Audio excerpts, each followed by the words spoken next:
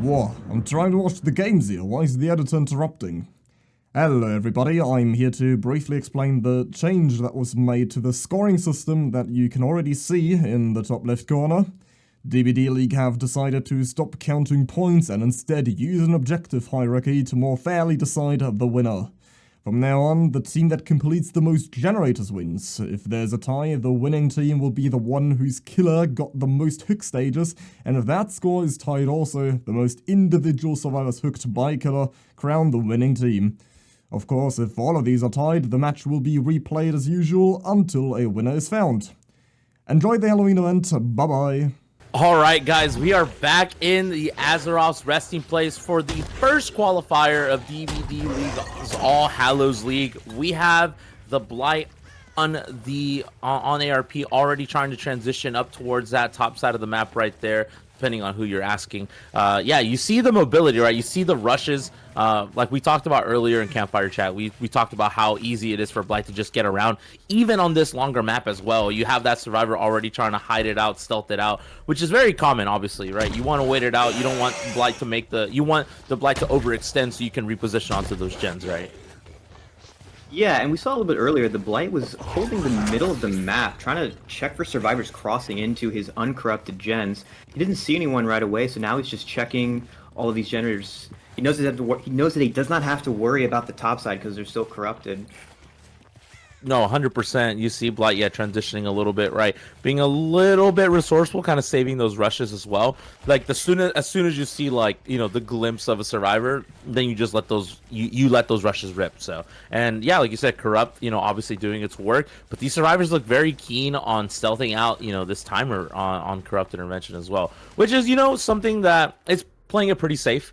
And, you know, to get started off in these qualifiers when, you know, getting into All Hallows League is really important. You know, you do have to play pretty safe. So here it is right here, continuing to try to find somewhere else.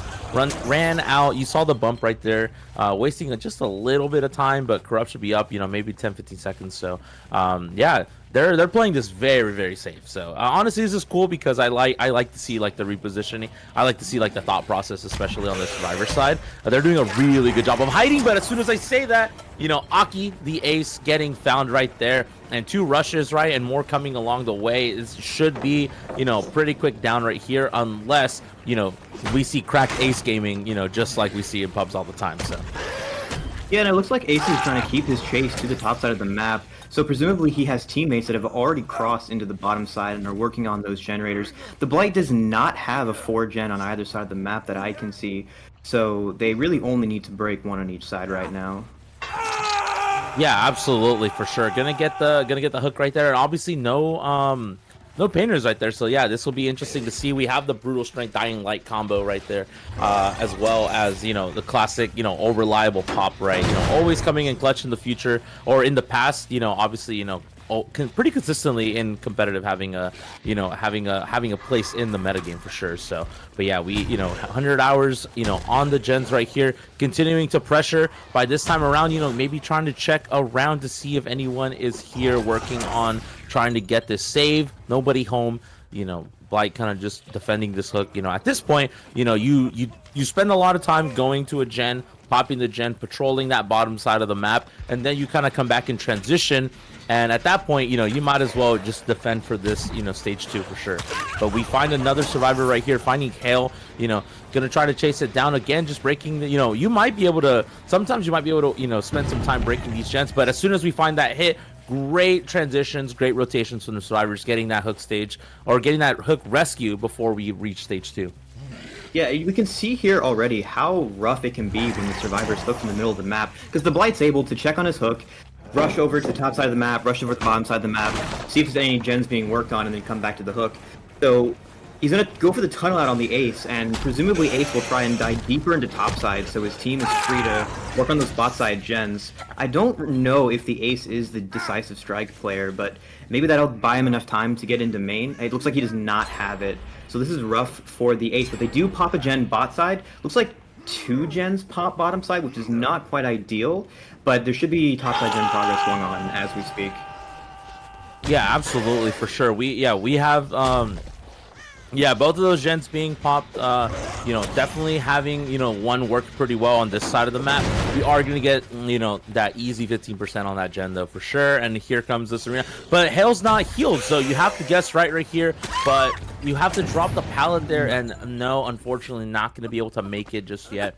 You know, that one was that one's, you know, that's kind of the danger of not being able to, you know, heal up pretty quickly, right? Or not, you know, trying to get resets onto your survivors, because as soon as you get caught, you know, repositioned in a rough way, then that down can come, you know, pretty quickly. And it feels like Hale looped it pretty tightly, and on top of that, like, she still went down, and so it's like, oh well, what can you do at that point, right? Yeah, but I guarantee you that looked like ping on her screen, but now she's hooked in basement in the side of the map where the survivors have not gotten gens done. This is not a great position for them to be in, especially if this Atom can't get chased away from the bottom side of the map.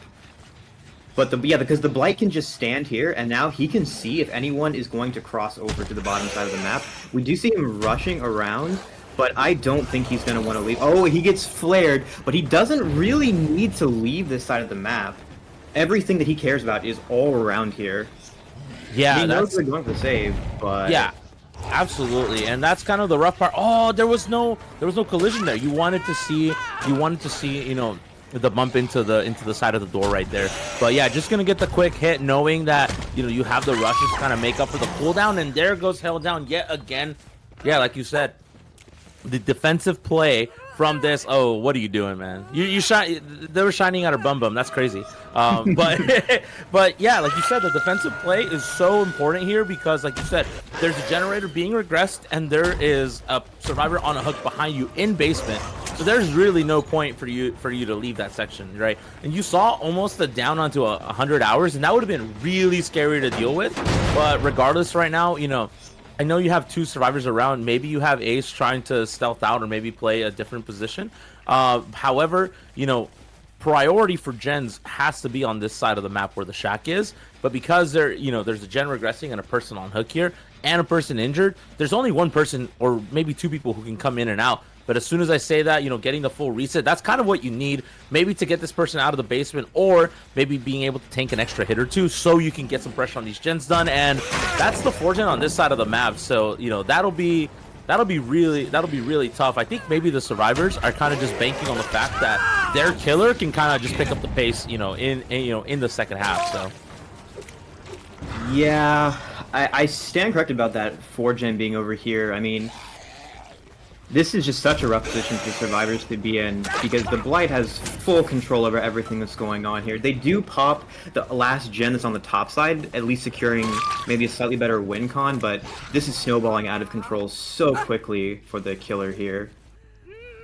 Yeah, absolutely. This is you know, that's a dead survivor right here. So, you know, finally gets the pickup on the person being slugged, but with 2 gens left on a 4-gen and then a 3v1, I feel like it just becomes so much more difficult now, especially because no one's like fully healthy, so no one can take aggro, right? Unless maybe, yeah, I don't think anyone can take aggro except maybe Jake, maybe Move, just because Move has 0 fresh hooks. But you also want to save that fresh hook maybe for the win con. But at this point, you know, everyone's probably, you know, this is looking really rough just to begin with. So, and we also see both exit gates are on this side of the map, so even after, if they do somehow manage to get those gens popped, they're going to have to play a really tight endgame spread as well, which is one of the major RNG variations you can get on a split map like this. If they could get, say, 1 gate on this side of the map, 1 gate on the other, it's a lot easier for them to try and get those exit gates popped in the endgame. But we're going to see another hook onto Jake. Probably not going to make basement, but it's still going to be so hard for survivors to get to him and get those last gens done with the dying light stacking up here and a pop coming in. yeah, 100%. Probably gonna get the pop right there on this gen right here by the hill. And yeah, at this point, it's kind of just, you know, what can you do? Can you potentially get another gen pop? Can you create distractions on certain on you're on the same side of the map, so can you create those distractions in order to maybe sneak out an extra gen right here just to put yourself in a better position for the second half? Or but with this Blight patrolling, it's so difficult, right? Like, I feel like this Blight played it pretty textbook. However, I think it might have been an oversight on the survivor side of things to leave this war gen on this shack side open. I do think we saw a survivor working on that 5 o'clock gen from the Hook Survivor's POV. The Blight has vision of everything else from that hill, and yeah, we do have a survivor here. So we'll see if the remaining survivor, if Ace can go ahead and get that pull while Adam is taking chase here. Adam basically just has to, no, they're not going to commit to that. Yeah, for sure. So basically, the survivors here can split that 5 o'clock gen and then try to work on the hill gen as well. But the problem is, the Blight's going to get the tunnel out on this Jake in no time at all. He's going to go back on the bottom side if he doesn't have Decisive Strike. The Blight's going to slug and see if he can get a chain pressure on these survivors. He has the leeway to do it since he knows that's the only gen that's got progress. Yeah, those hits, the Blight definitely. You're seeing some pretty cracked Blight gaming right here, just consistently being able to get the chases here and there, and already gonna get the 2 down. And at this point, oh, you see the pickup right there. I was gonna say maybe you consider slugging for the 4K at this point, but regardless, we are gonna get another hook on to Ace, and that is going to be curtains right there. Back to the lobby you go. Yeah, this is like you said, snowballed pretty hard out of control. And at this point, like, what do? Do you kind of just do you just play the long game right here, which it looks like this Blight is very intent on doing, which is definitely a very common situation on ARP, right? Just because there is a ton of space, right? And because of the pressure that killers provide sometimes, you're left only doing one side of the map. Like, it's definitely easier said than done, right? Like, we're talking about a lot of things that maybe you could do differently, but obviously in the heat of things, it's like way more difficult to do it, right? So yeah, it looked like he was trying to scout for the reset on the Jake there earlier before coming back to topside. He has all the time in the world. Dying Light stacking up, 2 survivors left, and he knows that whatever happens here, he has both of his gates and the shacks and the hatch spawn on the shack side of the map. So there's not a whole lot of option for the survivors. Really unfortunate for them, as Adam's going to do his best to survive this chase, but this is not an easy killer to evade. And looks like Blight got a little bit lost, I don't know, but Adam is getting distance to the top side of the map. But now both survivors injured. Blight can just go back to his gens. And it looks like Jake is on the gen side of the map, but these survivors have to Oh, yeah, Jake's not long for this world. Unfortunate. Oh no. Unfortunate. So, you gotta put some bandages on that wound, man, or else they're gonna find you. So obviously I think might have seen a little bit of blood, maybe might have seen like the faintest of scratch marks, but ended up finding them, unfortunately. But at this point, you kind of just wait out. I think at this point you just wait out the the last stage on move. And then if you're 100 hours, you try to make a crazy play. Like, that would be kind of wild. So, but at this point, it's definitely one to, if you're trying to study Blight gameplay and trying to understand like how to play the defensive game as Blight, like, this is the way to do it, right? Like, it doesn't always have to be just rush. Sometimes, just take advantage of the field of view advantages that you have, as well as, the fact that you have a ton of mobility. Obviously, the rushes do help whenever you're trying to tunnel someone out as well. So, and part of what we're seeing is just pretty standard split map gameplay. What happens when you've got a 4-gen or a 5-gen on one side of the map. We're also seeing, to an extent, how Blight can play like a hit and run killer in a sense, and why you see survivors bringing so many healing perks versus this killer. Because if you have everyone injured like we saw here, it's so easy for the game to snowball out of control. We had a game state not that long ago where 2 survivors slugged, 2 survivors injured, and no one is really in a position to do anything to rescue the team. Now Adam is trapped he's on the right side of the map, but he doesn't really have the ability to get any of these gates open. Yeah, this is curtains for the Adam. Unlucky. Yeah, it felt like maybe the survivors kind of decided like, okay, like maybe around 2 gens when the first person died, it was like, okay, I think this is over, which it is what it is. Obviously you're trying to win, and, but like it's also like really smart to kind of just count your losses and just go next, which is it really be like that sometimes. So, but we saw 3 gens get completed, which is not too bad. I feel like 3 gens is like 3 and 4 gens is like really common when you do get 4Ks. Like, very rarely, like, unless you have Eternal playing against like a brand new team, like you rarely get like one gen done or no gens done, right? Like usually 3 or 4 is a good middle ground. So yeah, we are obviously you know everyone's fresh hooks. You know, obviously you got all the hook stages, and then yeah, 3 gens. So that's kind of crazy. So yeah, 3 gens, 12 stages, 4 fresh hooks. That's kind of the name of the game. So obviously the next team, all they have to do is come pop 4 gens, and then you know we move on to set 2. So we're gonna see how that kind of works out and pans out in the end right after this break. Don't go anywhere. We'll be back for the side switch. All right, welcome back everyone to game 2 of set 1. We have FaZe on the Blight playing against the survivors of Malice, hoping to beat that 4K2 win condition. We see him rushing from the bottom side just directly top, already on the trail of Nia.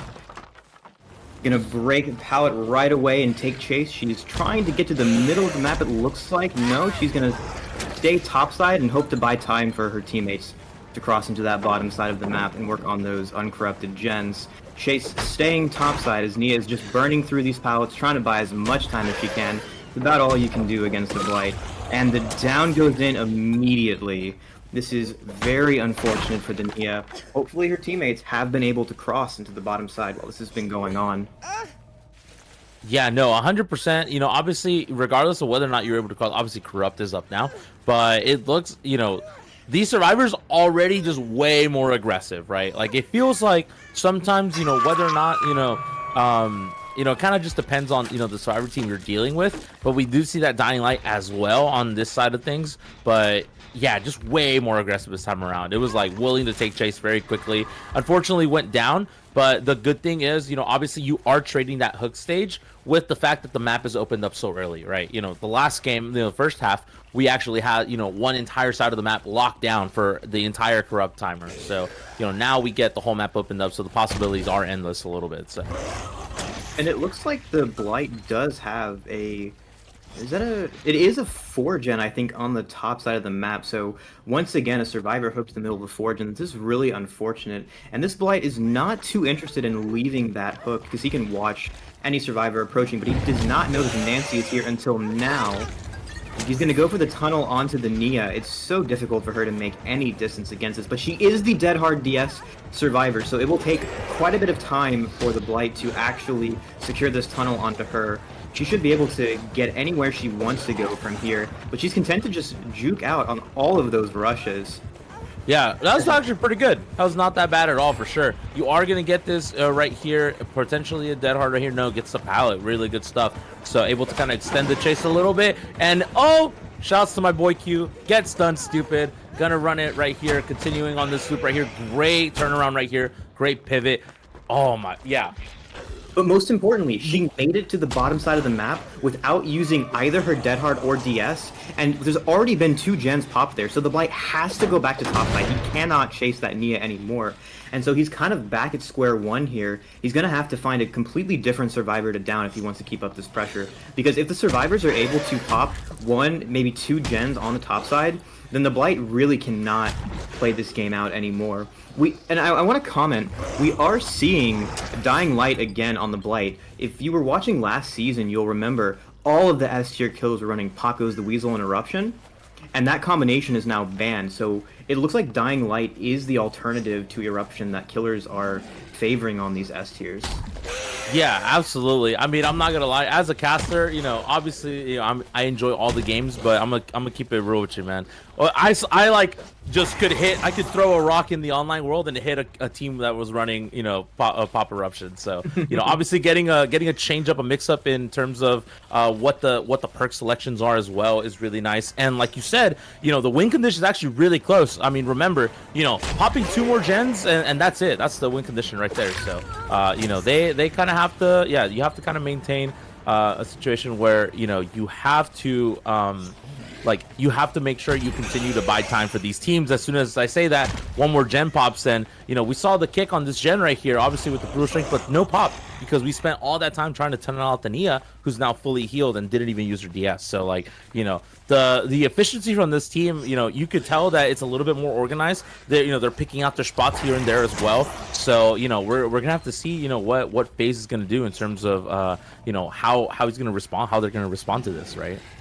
Yeah, and it looks like he's trying to find the reset as Nancy was being healed. He kind of has to play a little bit more aggro because he has a 4-gen like the previous Blight did, but the other Blight had, you know, 4 or 5 hook stages, a little bit of Dying Light going, and he had his hook in that side of the map when he was in that position. So it's going to be so much harder for this Blight to deal with that, because if a survivor gets hit, they can just run opposite side of the map, get reset, rinse and repeat, and it's a war of attrition that the Blight is probably not going to win unless the survivors make a crucial mistake. So we see here, he gets the hit onto Nancy, immediately bolts to the bottom side of the map, and he has to abandon chase. He can't commit long enough to get that down. He's going to have to bank on a survivor just being grossly out of position. Yeah, 100%. Like you say that going after, you know, going after Jake, going after the Sav, gets stunned, but you know, gonna get the trade right there with the health state. Are you gonna commit to this chase? It looks like you are, but so far, can you get it? Again, another stun and another trade. Unfortunate right there. You are gonna get this hook right here, but like you said, you know, how much time did you spend, you know, getting those getting a hit onto the Nancy, getting 2 hits onto Jake, and now what are you gonna do? You have to pick the right gen here, because if you're not in the correct situation right here and you pick the wrong gen, that's over. That's the win con for you. So you know, you have to. You see Blight rushing, not even, you know, just checking and listening maybe for gen progress in order to get the most value out of this pop, right? And it's gonna look to be that gen by the hill near the fun bus as well. So. It's probably not actually as bad as it seems for him that he was taking chase bot side, because the Nancy was being healed, so we know 2 survivors were there, and there was the Jake being chased. So the Blight is at least getting a pop out of this deal, and there's only 1 survivor working on those gems, if any. So he does have a little bit of freedom to be going for these chases, but we'll have to see. This is still, if the survivors play this slow and patient, they should be in exactly the position they want to be in. They're in no rush. They've already gotten their tie at least. They just have to keep a cool head, and they should be able to secure a win in this game, barring an absolute catastrophe. Yeah, yeah, 100. Yeah, that's fair. 100%. Gonna get that hit right there. What you swinging at, man? That's crazy. You better be careful right there. But yeah, again, like you said, as soon as one person like takes chase, the other, like you said, the other survivors very coordinated. Oh my God, that was weird. What is going on? Is that a spectator bug? I don't know. I wonder. Oh yeah. Yeah, it definitely is. Yeah, it definitely is. We, you know. Yeah. That definitely is unfortunate right there, but you know, here we are, keep going, gets the light, and you know, he's gonna keep going. I think that, yeah, I think that might have been, I think that might be Joe. That might be good for us. Ooh. So, but yeah, gonna get right there, gonna get a hit onto the Nancy. You're gonna commit to this chase, and yeah, I guess like you said, now you actually can commit. And you know, in terms of gen progress, it is gonna come to a full stop probably, just because you know people need to reset. So. You know, so this yeah, this is gonna be one. Can you get this one? Oh my God, the FOB, yeah, the FOB tech, that FOB tech right there would have been everything. You know, obviously didn't want to try to commit to the window just because the Blight could have flicked on either side of the window potentially fast enough and able to get that down. So you saw you know, just running into the Blight, you know, to try to get, you know, a bit of a confusion right there, but not actually going to get it that time. Another fresh hook right here. And this gen, you know, progressed just a little bit. You know someone has to be around here. Yeah, I don't know how I feel about Nancy working on that 12 o'clock gen. It's the deepest gen in this 4 gen, and as we saw, as soon as she got that first hit, that's like the only situation you can be in where the Blight might be able to secure it down on his side of the map. If they were working the 2 gens that are a little bit split further, closer to the middle of the map, they have a lot more safety. I guess Nancy, being the sprint burst player, has a little bit more safety in working on that than her teammates, but I'm just not sure that that is the gen they want to be working on. A Sav gets hit, takes his chase towards the middle of the map, but Blight's probably going to go back and try and tunnel this Nancy out. I believe she was also the first person that he hooked, or was it the Nia? Because if she's on death hook, this is really bad for them. Yeah, no, it was the Nia was the first person that the Nia was the first person that ended up going down.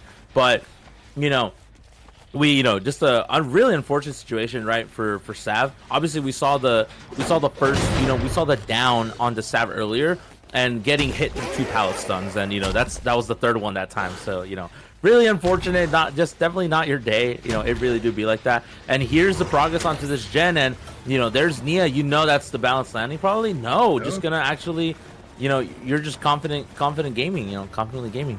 It really be like that sometimes. Yeah, they do have progress on that 10 o'clock gen, on that 2 o'clock gen, so they do have progress on the 2 furthest gens. This is a great position for them to be in, and although it doesn't really matter to the win con, we did also see earlier that their exit gates are at like about 10 o'clock and 6 o'clock, so if they do make it to the end game, they should be able to get some outs here. It's too hard for the Blight to defend both of those gates. He's not committing to the chase. He has to try and do some damage control on these gens.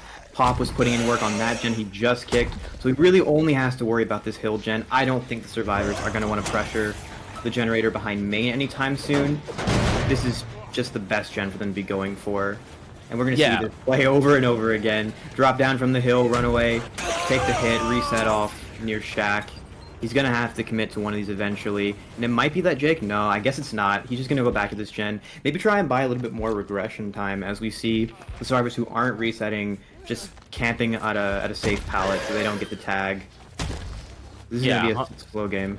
Yeah, 100%. I mean, this is on both sides of the on both sides of things. Yeah, obviously, like you said, yeah, we have the time conditions, right? Obviously, we'll have to see how all of the everything else plays out at the end of the day. But yeah, like you said, like this is not the worst position to be in. At the very least, again, another right there. Maybe thought you could get the pallet stun, and now another 2 hits.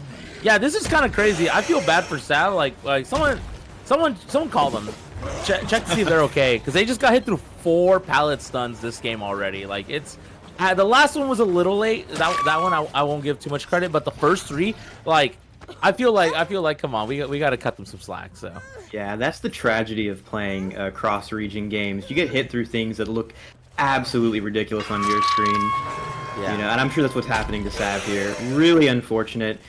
The 2 tags are nice for the Blight here, but I believe Ace should be working on one of these gens. We saw him stealthing earlier, probably just waiting for his teammates to tell him, hey, he's over bot side chasing us here. You're free to work on that gen.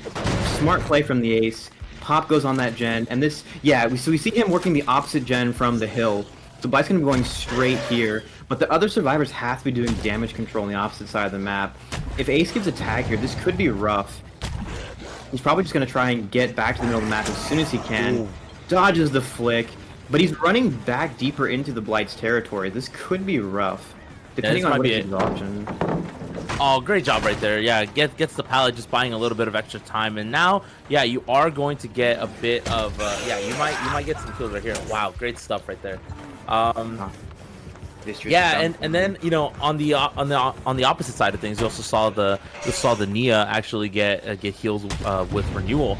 You saw the reset, the Nia doing the reset earlier, and then you saw the broken status effect change to healthy, which gives you a pretty good indication that we're just running the renewal on that side of things. So like you said, running those healing perks against Blight, super important, right? Because on the in the event that you get tunneled out, and if you can last just long enough, then you're fully healthy. So that's that's a really good power to have in chase, a really good perk to have in chase. So obviously gonna continue to get these hits right here, gonna get these these generator breaks, right? Yeah, like you said, the long game, this is classic ARP, right? Like just, pretty much, the war of attrition, like you said earlier, it's going to come down to that. And yeah, we are going to see one person. Yeah, there's a reset, right? Like that's, again, it doesn't hurt to have someone, right? Always have a buddy with you. It is interesting to see why we saw that the Ace has balanced landing, but it feels like every survivor other than Ace is the one that's trying to get that hill gen done. Really unlucky. Blight's gonna find another survivor working on this. I think it's... Did the Ace come back? No, it's the Jake he's on. Jake's at the line, at a lucky break, but he is gonna make it to the middle of the map. He's got some vaults here. He's safe. And the Blight found Ace in the meantime. Ace has got to get out of here. This is definitely hook range. Yeah, that's rather unfortunate right there. Gonna have to figure something out. And yeah, this is This is pretty smart, I would say. So, Here's Nia. yeah. You heard that, right? So it's like, am I gonna go back or Yeah, smart. And that's one of the little reasons why you run balance on these hill gens, because the perk so you don't get hurt. Yeah, exactly. So you don't make the noise.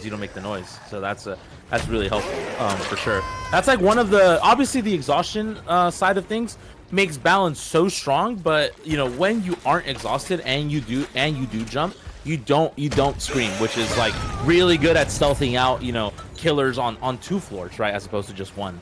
So. He has to check the right gen. He's going to the right gen, but they're doubling that. They might be able to just pop that in his face. Now they're opting to leave, but everyone's injured. This could be the snowball into the tie. He has to know there's another person here. He's gonna leave him. He gets the pop in time. Like, he's fine. Yeah, just a little greedy. I think that might have been Dying Light, honestly. Like, I feel like without Dying Light, that gen might have been. They might have stuck it just a little bit more. But with Dying Light, it was like it doesn't matter. So like, he saw the guy. Oh, that is really unfortunate. He can just leave the ace select here, honestly. Oh, that's the win con. They were working on the hill. Oh, that's crazy. Yeah, that means this is what they needed. Yeah, I think that must have meant that they both were doubling on those gens. So, yeah, that was so smart. That is, the FaZe knows.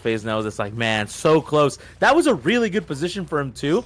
And if it not been for that gen pop, like, this might have been a tie. We might have gone like another direction. There's the dead hard right there. Yeah, that's tough. Like, you worked so hard for it just to not get it. Obviously, like, you have to give credit where credit is due.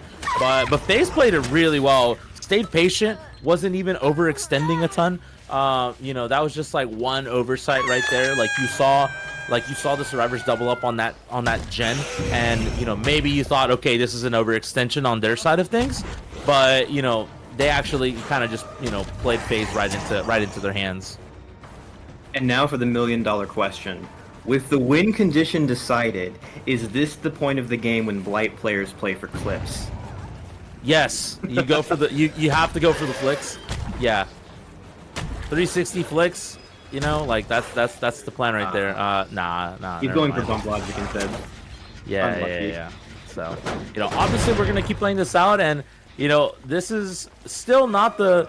This probably still might not be a 3-gen, or this might still like remain a 3-gen. Like, I don't know if they'll be able to get the, like, they worked so hard for 1-gen in that zone.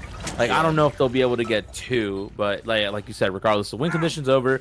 But yeah, there was a lot of good things on both survivors. Like, on both sides. Like, obviously, FaZe was patient pretty much the whole game, and then just got really unlucky with those 2 downs.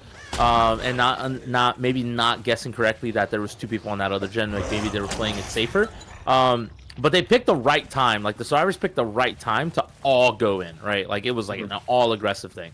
So even with the Dying Light slowdown, because the Dying Light, like, the only person who benefits from it is Ace, right? Since he's the obsession. But the fact that even with the Dying Light stacks and you just working really hard and doubling up a gen kind of just gets rid of that timer anyways, and it's basically like if one person was working on the gen probably. So regardless, they still get it done. But yeah, here we go, getting another hit right here. Nobody home, swing and a miss, unfortunate. But here it comes. Are you gonna get the hit right here? You do have the dead hard available as well, right? So so this is yeah, you just leave. There's no point in going down there. Like, the one advantage of having a 3-gen as a survivor side of things is you can reset so much easier, because you could just, like, unless the killer commits, and if the killer commits, you just work on 3-gen, right? So yeah, and this is a situation that survivor players have been in countless times before, playing split maps against all different types of killers. They know how to play that out from a macro perspective. They probably had 2 people on this gen and 2 people on the gen that popped.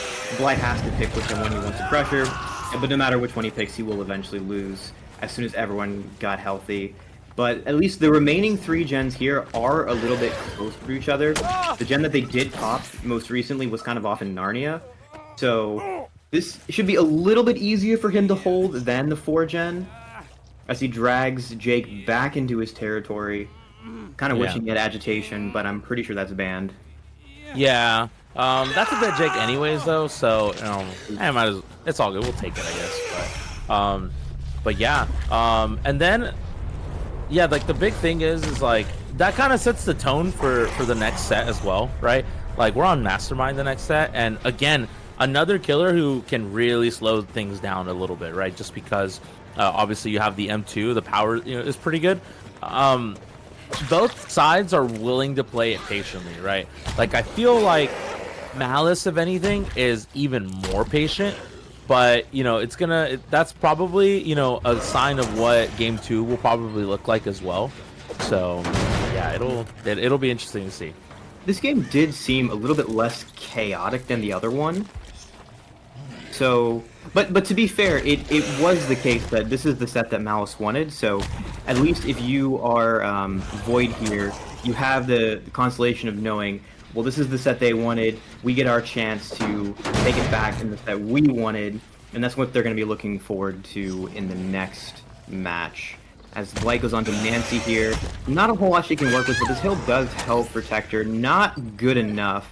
She dies in the middle of nothing, and it looks like pretty sure it's a dead Nancy. Yeah. So, yeah, that's gonna be. I think the only person on first look is the ace. So, so at this point, yeah, you kind of just kind of end things the way they are. Yeah, there it is. Finding the hook on finding the swing on the ace. Gonna end up using pop. Obviously, this is pretty textbook, but yeah, honestly, being on this side of just to be a little bit empathetic towards like both teams. It's like being on the side of things where like you're not really playing for anything anymore. I can't imagine how that feels like. Like it's kind of just like we're just trying to have fun. Like obviously you want to give a good show, but it's like also like but both teams worked really hard, and obviously like it came down to it. Like we can go back and watch that at some point, and like you can pinpoint, like you can freeze frame and just say like that's the point where things like could have gone a completely different way had it not been for XYZ, right? Like it was very, very close because everyone was hurt, and it was like as soon as you had those two downs, it's like if they weren't doubled up on that gen, like it would have probably been a snowball, and we would have gone to a tie and just replay the set again.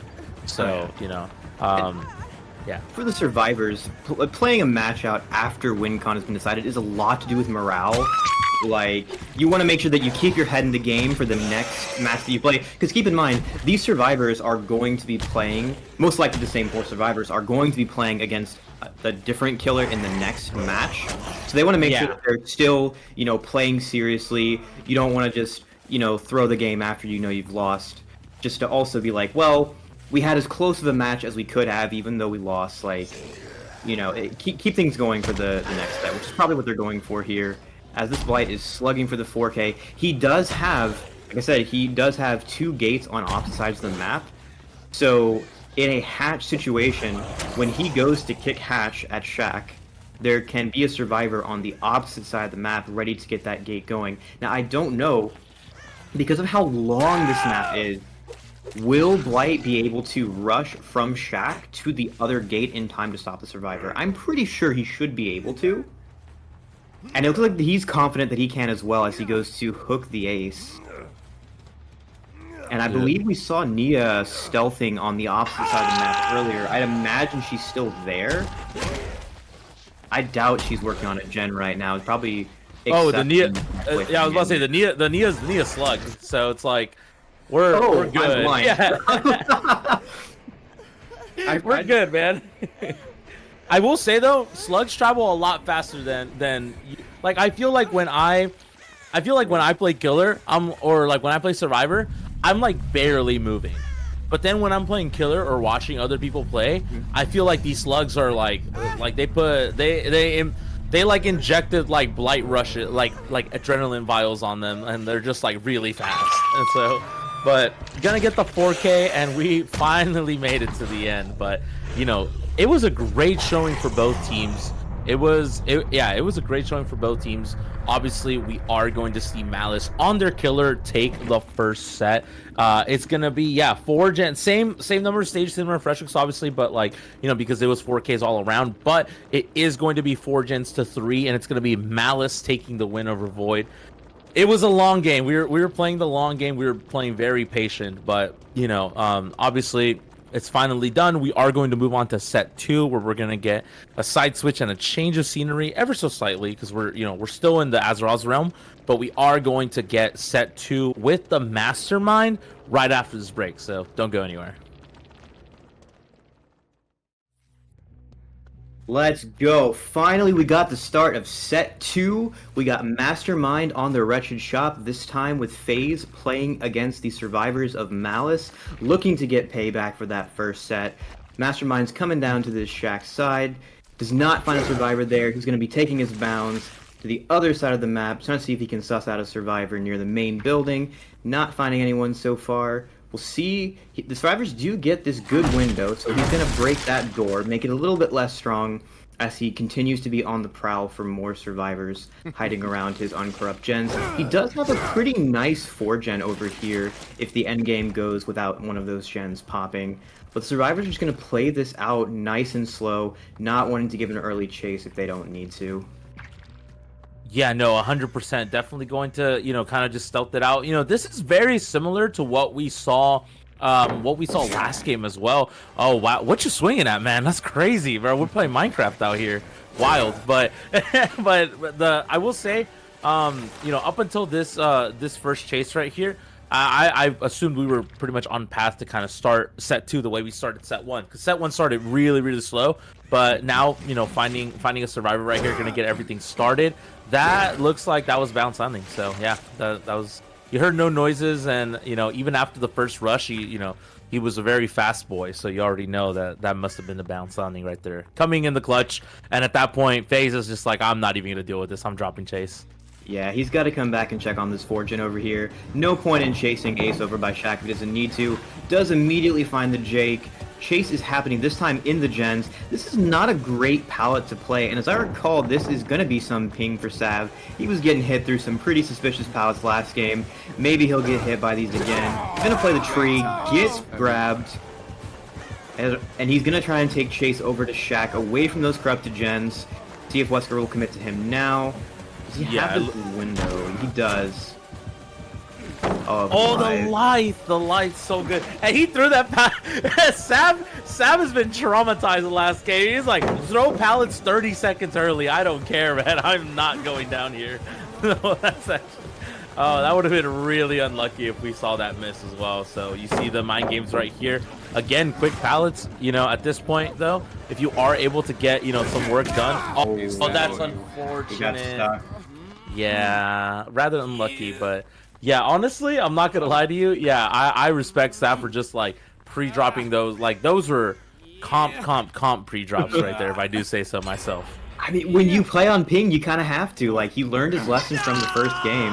As the gen pops in the distance, it's going to be really unfortunate for FaZe here if that was the one gen that was seeing progress. It should be more, but getting denied pain res and pop value here would be really tragic.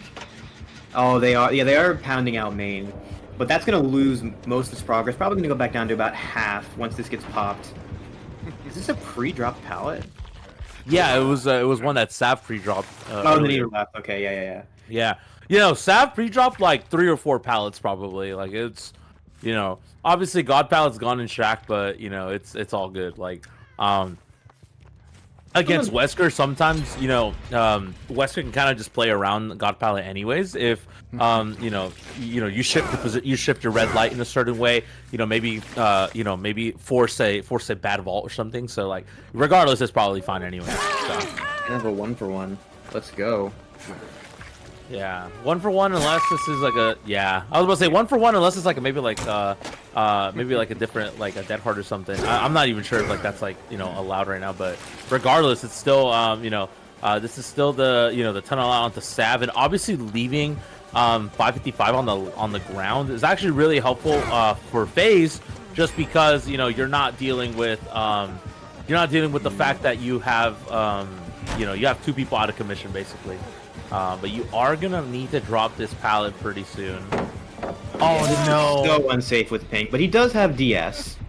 Yeah, I'm pretty sure Dead Heart is not allowed at tier 2 here with Wesker, but DS is, so he's gonna take advantage of that. Yeah, Survivors are a little bit lucky that Sav is the tunnel out here. Weak is down. Yeah. He threw his flare too late, I think. So, like he might have been able to actually like rush through the flare right before it blinded him, and then he kind of just knew where to go after. So, rather unfortunate. Kind of using both of his resources, both of Sav's resources right now, and it still resulted in a hook stage is really unfortunate. But at least you buy a little bit of time, and during all that we got 3 gens done. So obviously that's that has to have some value for sure. Yeah, but see, the crucial part is the gens that they popped broke the 4-gen. So even though, yes, Sav is on Death Hook, he's probably going to die here. Yes, he used a lot of resources on the bottom side, but he bought enough time for his team to get the gens done that they needed. And the Wesker is not going to be able to really hold that tight of a 3-gen in this endgame. They should absolutely be able to pop all of those gens, and he does not have endgame perks to fall back on. The Survivors are still in a good position to get a pretty nice result. Yeah, no, 100%. Yeah, the Survivor's doing a pretty good job right here. Gonna get again, kind of the same trades right here, and gonna opt to go for the tunnel out just because, obviously, DS is no longer a factor anymore. Gonna use the life to get away. How much distance can you gain right here if you're Sav? Oh, wait a minute. Bumping into the wrong part of, bumping into a rock right there. It's not just a boulder, it's a rock, Shouts to my man in yellow SpongeBob, but gonna get the kill right here onto Sav. Gonna keep going, keep chugging along, and yeah, still no gens being done. Obviously we saw those 3 get popped, but like you said, this is probably pretty inevitable, and there you go. That's a pretty wide spread on the last 3. So yeah, I'm not sure if we'll be able to get the 4K before this. Probably not, but we'll have to see. Maybe getting.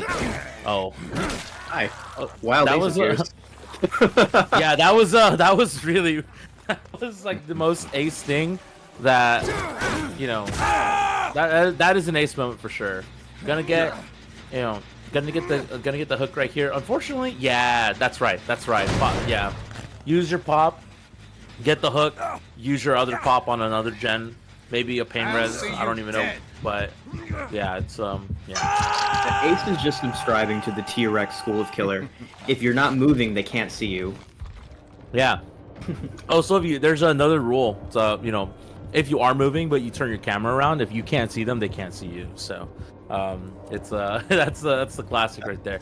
You see Kate again stealthing out. Kate has gotten so many unhook rescues, but regardless, like, obviously FaZe just decides to, tunnel out the other people, but, definitely getting some brownie points right here. Lots of altruism points for sure, but last gen kind of being worked on somewhere. Yeah, there it is. But with that right there, it's like, pick your poison. Do you pop this gen, chase the Atom? And I was going to say, Kate runs in for the rescue pretty quickly, and there is the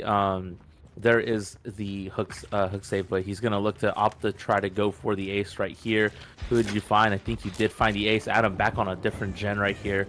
The chase starts again. There's not really any pallets around here, so we saw the other one being dropped earlier, so not much you could do. Well, he knows that with DS being used on Jake already, he knows there's no other anti-tunnel perks on the other survivors. Now, I'm curious about the choice to tunnel here. There's a chance where if he tries to get a fast down on another survivor with most of the resources not being gone, that he could use the extra pain res and pop to try and slow down those last 3 gens. But looks like he's deciding that the tunnel out on the second survivor is worth more. He still does have a pretty barren map for these survivors. Wretched Shop is so empty in the middle, and a lot of those pallets are already down. Adam's got like 1 tile over here, and I think there's no pallet on this tile, so this isn't super safe if the Wesker can have it quite right. But it looks like they're just trying to play mind games with each other, as Adam is just breaking line of sight constantly. And yeah, there's the pop and the pop and just leave. It like makes the most sense, right? Like looking at this point, yeah, probably looking for the ace for sure. So yeah, like I feel like like getting the tunnel out right here might as well, because it's the last last hook stage right here. But what can you do? Should you check the other gen, which which is definitely what FaZe is going to opt to do. And now it's pretty safe to say that that middle gen next to Shaq is probably not being worked on a ton.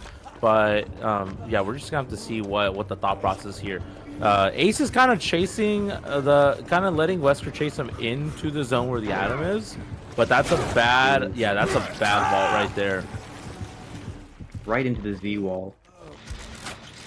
Yeah, they would have the last gem for it.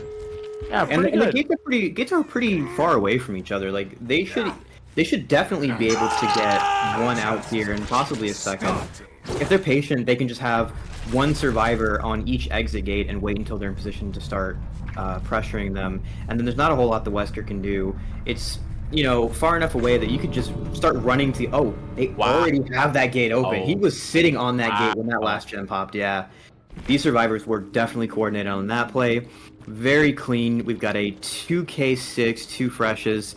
That is not a bad win condition to play into the next game for the killer for Team Malice. Be interesting to see which result we get. Yeah, absolutely. We are going to see that result very soon, right after this break. Don't go anywhere. We're going to get the second half of this Mastermind set going. Welcome back, guys, to the Azeroth's Realm. So before we get started, you know, we do have a balance offense. We're just losing half a hook stage on the survivor side of things, but we are going to get started right underway. After all of that, we are finally here. So win conditions pretty simple. You know, we saw the 2 out, we saw 5 gens being completed. As long as you get enough hook stages, it doesn't matter. So yeah, we're gonna get started right underway. Cole, this might be the last set of the day. Yeah, very likely. Lee Greasy here does get a very early chase. He's got a nice win con to play to. He's got that Noed in his back pocket, and might I add, he is a Prestige 100 Mastermind. So I'm expecting some really pog plays here. And just like that, he's snatched up the Atom. We'll see if he can get him into a good spot for that pain res. Looks like he's going to hook in the middle of the map, and he has enough mobility that he can pressure quite a few gens from here. But the survivors just don't have a whole lot of progress. That was such an early first down. He does see some in the distance, doesn't care to go for them. Yeah, decides to kind of just stick around in this zone. Saw the yellow, you know, sometimes, you know, Curious George, you know, attracted to the man in the yellow hat. We're attracted to the man in the yellow sweater right here with the Yoichi. So gonna keep it going right here. And yeah, like we talked about earlier, the win con, you know, 6 stages. So pretty nice right now. You know, got 5 more to go. Potentially could get a down right here. No, runs into the pallet. Great vault right there from Move. Gonna probably opt to have to break the pallet right here potentially, or reposition in a certain way. Yeah, the chase is still going on right here a little bit. Gonna have to make the right decision. No, gonna end up getting hook right here. Okay, you're just running at the killer. That's like a bait and a half, right? That's the sprint burst right there, though. Got to be careful. And wow, just gave a free down right there, or free hit, I mean. And yeah, this is gonna be a trade potentially, or the tunnel out. See, it's interesting, since the removal of the hook grabs, it's just so much harder to try and force a hook stage like this. Before, you'd have to send 2 people to pull. Now, any survivor can just 1-for-1 at the hook at the last second, like they did here, and didn't even have to do the 1-for-1. But Wesker at least has the ability to just yeet you away from the hook if you get too close at the wrong angle. And it looks like he'd rather go for the tunnel onto the Atom here. He is gonna get that tunnel down. And maybe put him back on the same hook. I guess we'll have to see. He could go basement if he wants to, but he's gonna opt for that central hook again, just to keep the pressure up on all these gens that are around it. And those survivors have to reset. Presumably Yui is over here trying to get a gen done in the background, but this is just such a lack of the gen pressure from the survivors with how fast these downs are going. He does not care about that gen. He can let that pop no problem and just secure the tunnel out on the Atom at 4 gens. 3 worst case, but most likely 4. Yeah, I also feel like, yeah, there's the gen pop, but I also feel like, you know, if you do get this tunnel out and you bring it out to a 3v1, it's that much easier to get the hook stages that you need, right? So, you know, it feels like there's just more pressure going on, like, you know, you're forced to make bigger plays because you are down a person. So, you know, we are probably going to get this hit right here, potentially. No, going to opt to just go back and... yeah, that was interesting. He was trying to FTP. She was trying to FTP 100%. Yeah, that's what I was going to say. Like, it's possible that we could have been seeing that for sure. We are going to get this body block right here. Going to get the hit right here. Drop the pallet. That's right. Going to end up just going around. You have the mobility option right here to kind of keep it going. So there's the vault right there from the Atom. And, you know, the end is in sight potentially for Atom right here. you're gonna have to make a pretty big play here. But that pallet is still up, but gonna opt to go to a different tile. Make the right choice right here. No, you're gonna wait. Wow, that was so good because he was chasing him, but he's kind of just covered the only option the Atom could have gone, right, which is like towards the middle of those two rocks. I think there might have been a pallet there. It was just like the option coverage was really good, like, you know, well deserved on that last grab right there. So gonna end up getting the kill onto the Atom, and that's 3 hook stages and potentially 4th one underway if he can catch up to this Yui. But Blythe's gonna end up saving the day, just waiting out the pallet drop, and yeah, just gonna have to potentially go to Shaken. Wow. Yeah. Ended up getting that. That was crazy. That was nice. He was zoned edge map. There's no shot she makes that, even with the live. Wesker's too fast. And now, because he only needs 3 more stages, because he only needs 3 more stages to win, he honestly has the option to just camp basement here with no in his back pocket. He's probably going to try and just go for the downs. He's got the last 2 survivors injured. There's not a whole lot of gen progress he has to worry about. But those survivors have to go find somewhere to reset. But it looks they like might be spread out. They probably are. And he spots Curious George going over here. Yeah. Oof. That's going to be a second look in basement.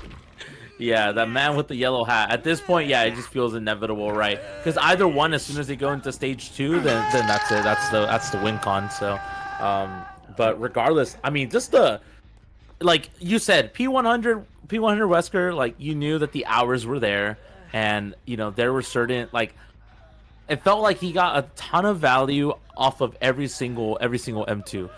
The M2s either zoned out survivors, or the M2s, you know, were able to get grabs, or were able to get hits. Yeah, at this point, yeah, that's pretty much. What do you do, right? Like, there's not really much you could do. He stands here and he wins because he knows there is nothing Ace has to heal himself. There's no inner healing at this tier. There's no med kits. There's no self-care. Like, Ace cannot run in there injured. Oh. But he does get the psychological victory, making Wesker faceplant into that tire. Looks like that hitbox is not quite what he was expecting. And we're going to have this final chase on to Ace here. Hoping... Now, Hale's gone into second. This is officially the win for Malice here. Ace is just going to try and loop the killer for as long as he can. May as well. And the Wesker is just going to not break that pallet, so the Ace cannot get into the basement and try and get a save. Oh, what you swinging at? What you swinging at, though? What you swinging at? It's a hidden bait for this. That's what it is. Yeah, that's right. You know, you got the missed swing and the missed M2. Who's the real winner here, right? That's all I'm saying. But yeah, no, like you said, it was just like, you know, it felt like if I'm not mistaken, Malice is like a pretty, like, they have like a comp experience, if I'm not mistaken, right? Or is Void the one? Like, one of them I think was not new, but I'm not familiar with Void, but I know Malice has some comp experience. Yeah. Yeah, I'm not sure. I'm not too sure what, you know, how Void looked like in terms before coming, you know, to this qualifier. But yeah, it just felt like Malice just had the experience definitely showed. And like the play style and the willingness to play everything to a T, and it was, you know, the experience definitely showed right there, especially from the Wesker. I mean, look at that, P100, definitely gonna do it. You know, yeah, Malice gonna get all 5 gens done and are going to have all stages done for sure, all 12 stages. So yeah, they are going to end up moving on, and you know that pretty much, you know, welcome to the Hallows League coming up this weekend. So that's pretty good news, right? If you are team Malice. So, you know, yeah, that's just kind of how it is sometimes. But you know, obviously the games are fun. Obviously we found ourselves in some like, you know, win cons met already, but it was cool to see some things you know, afterwards, you know, even though they hypothetically just like didn't count, right? But yeah, tons of fun. Hillbilly set though, unfortunately. I was really looking forward to see Hillbilly on Ormond. Yeah, Hillbilly was pretty. Hillbilly would have been nice for sure, to say the very least. But yeah, I mean, but on that note, you know, we're pretty much done for the day. But you know, just to kind of recap, you know, Malice ended up taking both sets. You know, both Blight and Mastermind sets.